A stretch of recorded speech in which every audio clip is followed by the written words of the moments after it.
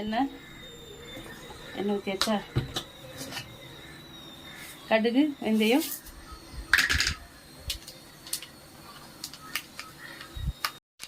பொரிஞ்சிட்டு பொரிஞ்ச உடனே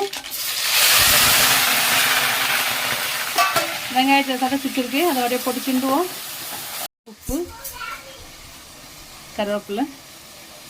இது சென்னையில் வைக்கிற மெட்ராஸ் மாடல் சமையல். ஓகே, தேங்காய் ஊற்றாமல் வைப்பாங்களே சென்னையில் ஒரு குழம்பு, அது மாதிரி செய்கிறேன், பார்த்துக்கோங்க. யாராவது ஆரம்பத்தில் குழம்பு வைக்க தெரியாதவங்களாம் ஈஸியாக இருக்கும் செய்கிறதுக்கு. இந்த அளவுக்கு வதங்கினா போதும். மிளகாத்தூள் போட்டுருவோம்.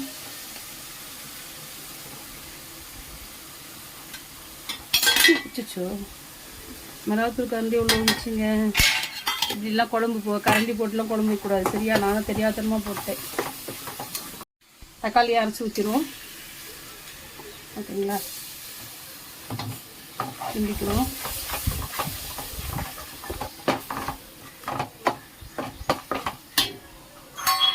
பச்சை மிளகா போட்டுக்கிறோம். புளி தண்ணி ஊற்றிடுவோம். அயிலை மீன் தான் போட்டு குழம்பு வைக்கிறேன். ஓகேங்களா? மீனை போட்டுருவோம். மீன் போட்டாச்சு. ஓகேங்களா? மீன் போட்ட உடனே மாங்காய் போட்டுருவோம். மாங்காய் கூட கருவேப்பிலை.